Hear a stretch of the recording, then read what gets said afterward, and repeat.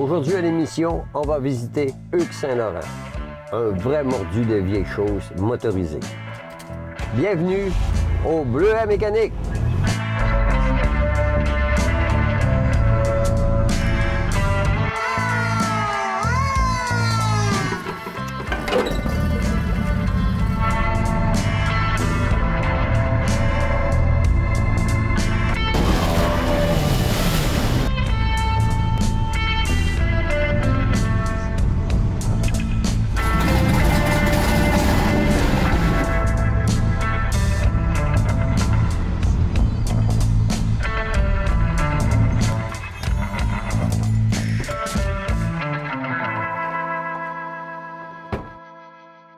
Ce matin, je suis chez Caroline Martel et Hugues Saint-Laurent, deux mordus, des antiquités et des vieilles belles choses.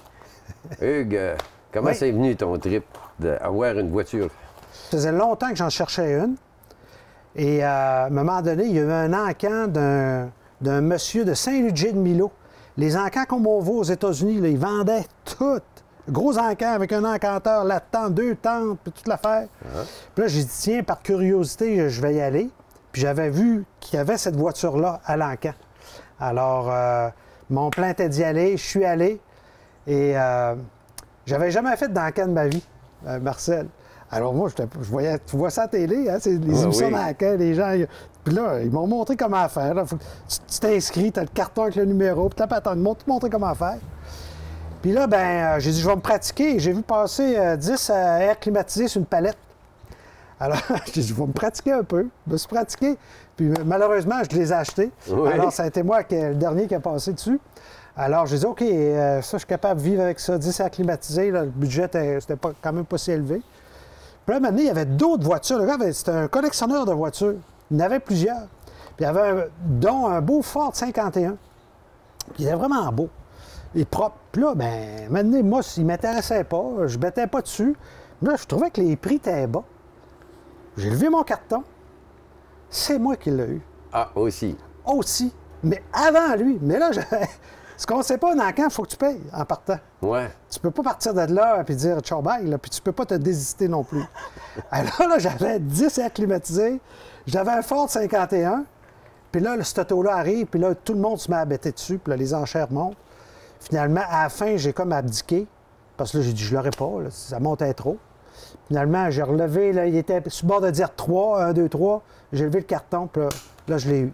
Alors, je suis sorti de là avec 2 voitures et 10 airs climatisés. C'est une bonne anecdote. Ça, là, c'est historique. Alors, il fallait venir les chercher. Je me suis organisé, j'ai laissé un montant d'argent. J'étais allé à la banque, là, fallait... Ah oui. Tu sais, je ne sais pas, l'argent... Faut faire ça vite dans ce temps-là. Oui, oui. Puis le lendemain, avec un trailer, mon frère, puis j'ai redescendu ça sur son pouvoir, le Ford 51 aussi. Puis j'ai pris mon pick-up pour les airs climatisés. Est-ce que tu as encore les airs climatisés? Non, les airs climatisés, j'ai été brillant parce que ça s'est fait au mois d'août. Donc, les grosses chaleurs étaient passées. J'ai mis ça dans mon garage. Puis j'ai attendu juillet l'année suivante. Quand il a fait 33 degrés, je les ai annoncés. Je peux te dire qu'ils ont tout sorti. Mais ça aurait été comique d'avoir une maison dans ce beau quartier avec un air climatisé à chaque fenêtre. Ça aurait pu, ça aurait pu. Tu aurais pu congeler de la viande, ouais, accrocher dans le garde-robe. Alors, je les ai vendus comme ça. OK. Puis la passion, la décoration, c'est venu avec ou c'était avant? Bien, non, c'est venu avec.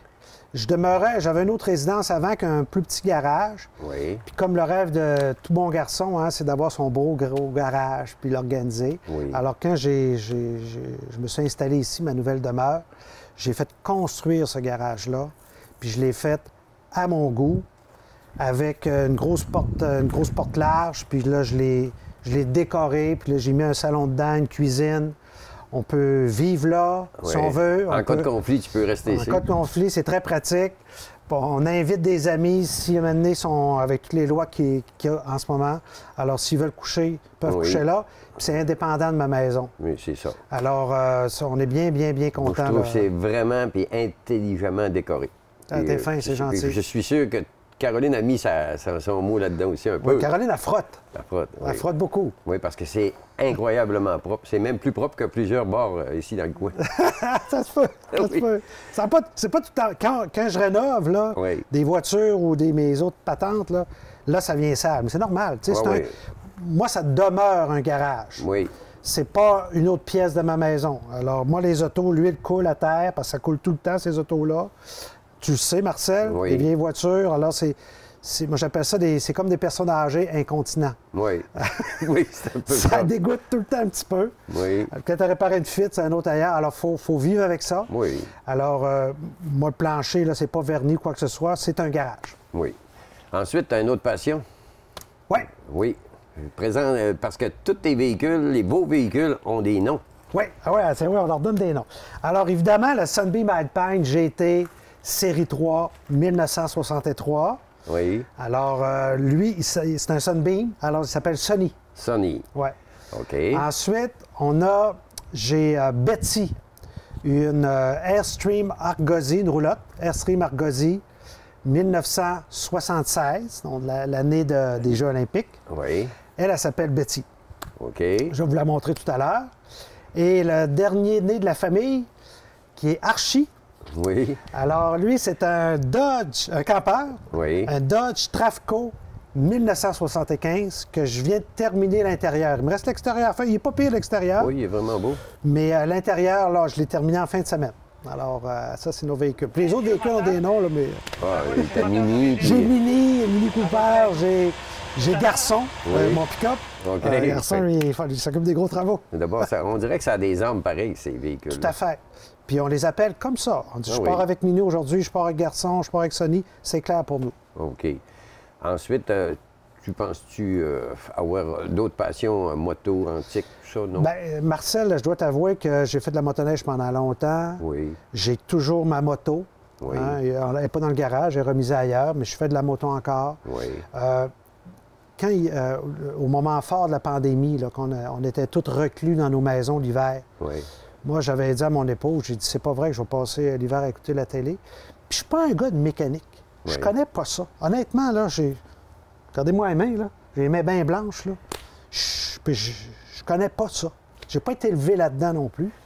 Alors, il y a quelqu'un qui avait 2 Honda Goldwyn 1984. Ah, ouais. Belle grosse moto. Il y en avait une qui était toute d'origine au complet, puis une qui était un peu customisée avec une peinture spéciale. Alors, j'ai acheté les deux.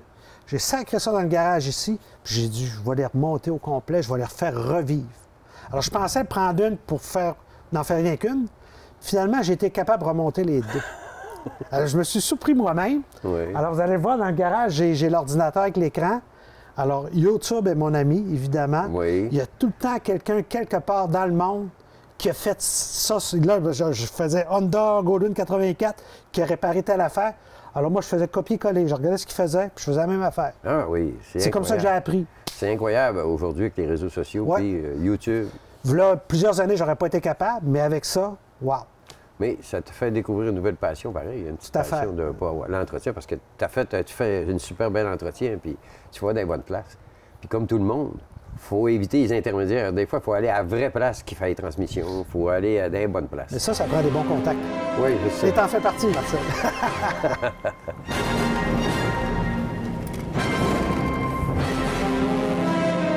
On peut faire de la drift. Toi, tu as une raison familiale, en plus, pour ce modèle. Ouais, moi, j'ai une raison familiale. Quand j'étais petit, mon papa en avait une pareille à ça. Mais elle vient d'Angleterre. Donc, la conduite, là, vous allez le voir tout à l'heure, est à droite. OK. Et mon père en avait une rouge comme ça, une 62 en réalité, puis conduite américaine. Là. Elle était faite OK. pour le Canada et les États-Unis. Alors, quand j'étais tout petit, il me promenait là-dedans l'été. Mon père, juste un joueur de golf, alors il allait jouer au golf avec ça. Et puis, pour moi, ce souvenir-là, Ça devait être super beau à Alma dans ouais. les années Ah ouais, 60. il était le seul à avoir ça, là. Oui, un auto de même, là, ça devait Ah être un des kingpins là, dans les Ouais. voitures de sport. Je sais Mais que- à ce moment-là, ben, c'était peut-être des années 70, là, tu sais. Alors, c'était une 62, elle avait 10 ans, la voiture. le début des muscle cars à la même époque. Ouais, Puis, lui, il se promenait avec ça. Alors, moi, j'ai gardé ça en tête. Puis quand j'en ai trouvé une, puis c'est rare, je pense, je suis seul au Québec qui a ça. J'en ai jamais vu d'autres. Je fais plusieurs expositions, puis je vois des MGB, des Triumph, TR6 et compagnie. C'est une voiture anglaise, donc c'est dans le même genre. Et c'est beau avec ses ailes pointues en arrière, style Chevy 57. Là. Oui, bien, c'est la dernière année qu'ils ont fait les ailes, les fines qu'ils appellent, les Ouais. ailes surélevées comme ça. Parce que si on la regarde comme il faut, elle ressemble d'un Thunderbird. Thunderbird 55. Oui, c'est le même designer qui a fait cette voiture-là. Ah, OK. Alors, puis Sunbeam a eu un protège de Ford par rapport à ça. Alors, ils ont été obligés d'enlever les ailes en arrière. Donc, en 64, Ils ont elle modifiée. Elle ressemble encore. Oui. Mais il n'y a plus les ailes, puis il n'y a plus le. Ah, vraiment le look en plus petit. Oui, comme une mini Thunderbird. Ah oui, mais c'est vraiment ça. Mais t'es rendu pas mal, je parle des fois avec toi, t'es rendu pas mal au courant de l'histoire de ces modèles-là. Je pense que t'es rendu presque une sommité dans le sim. Pas une sommité, il y en a des gens beaucoup plus brillants que moi et érudits, mais je peux vous dire que la Sunbeam Alpine, tout le monde connaît bien Carroll Shelby. Oui. Alors, qu'est-ce qu'a fait Carroll Shelby? Il a pris des AC Cobra, qui étaient dans les mêmes années, des petites voitures anglaises, puis il a mis un V8 dedans. Hein? OK. Ça a fait les Cobra qu'on connaît aujourd'hui. Alors, Carroll Shelby, il a pris une Sunbeam Alpine en 65. Il a enlevé le petit moteur, c'est un petit 4 cylindres, là. Ça va, c'est pas si performant que ça. Puis il a mis un V8 de Mustang dedans, et c'est devenu le Tiger. Ah, le Sunbeam Tiger. Sunbeam Tiger. Alors, quand on voit maintenant sur Barrett Jackson, les encans, là, quand vous voyez passer une Sunbeam Tiger, là, c'est au-dessus de 100 000 $. Ah oui, ah oui, ah oui. Alors, mais c'est la même voiture, là. Ah oui. C'est le look pareil, c'est juste qu'il y a un gros vide dedans. J'espère qu'il a renforcé le châssis à des places. Il a bien fait ça. Carroll a bien fait ça. Carroll a bien fait ça. Il te l'a dit? Il m'a appelé, il dit hey, t'inquiète. Mais c'est vraiment un beau petit bijou. Puis ça me fait sourire quand je te vois passer en ville avec ça. Là. Vous êtes Je dois t'avouer, là, Marcel, ça fait partie du plaisir des voitures antiques. Oui. À toutes les fois que je charge cette petite voiture-là, premièrement, elle est toute petite. Contrairement, moi, je voulais pas une grosse américaine, puis j'ai rien, puis je les trouve belles, là. Oui, oui. Mais je trouve ça gros, tu sais. Ouais, alors, celle-ci, là, je peux la mettre dans mon garage, c'est un petit jouet. Et je dois t'avouer que ceux qui ont le plus de plaisir à regarder la voiture, ce sont les enfants. Oui. Les enfants, là, le Cars, le film, les bagnoles, là, il va se faire poser en photo avec, puis j'ai beaucoup de pouces dans les airs. Ça a réveillé beaucoup, j'en ai parlé d'ailleurs dans un autre reportage.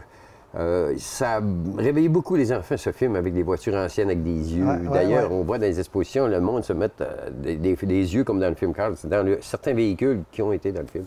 C'est vrai qu'on est sur le coin d'une rue, tu te fais liker par les personnes à cause que tu as une voiture. Quand un enfant ou une maman a dit « Mon garçon voudrait avoir une photo avec la voiture », moi, c'est mon plaisir parce que quand j'étais petit, puis je voyais des trucs comme ça, des trucs qui me passionnaient, moi, j'étais ébloui puis ébahi. Alors, je me reconnais dans ces enfants-là, puis ça me fait bien plaisir. Alors, si vous voulez prendre des photos... Là. Les petits-enfants, eux autres, ils aiment ça?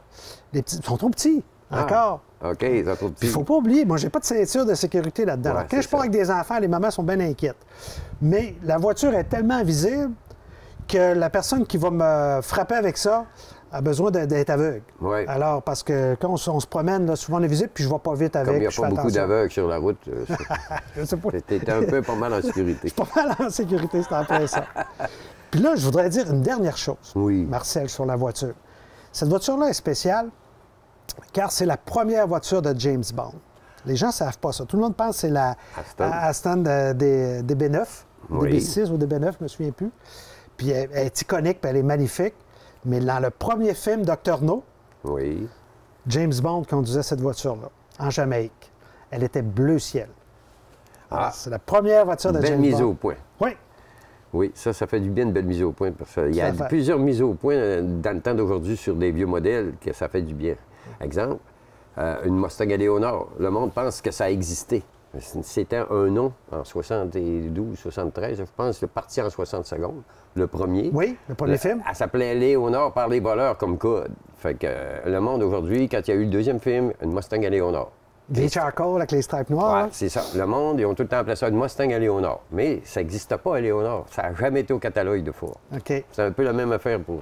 Comme un peu le CUDA multicolore, là, qui était juste en réalité du graphisme. Oui. Ça veut dire ça? Oui. Puis ils l'ont reproduit. Elle n'existait pas, cette voiture-là. Là, il y en a quelqu'un qui l'a reproduit. Ah oui. En vraie voiture. Ah, c'est ça. Mais elle n'existait pas. Il y a beaucoup... tu es au courant de ton histoire automobile, pas mal, je trouve. Je suis rendu qu'un concurrent. Pas un concurrent, un partenaire. Un partenaire Oui, mon chum. Tiens, moi, je vois ça de même.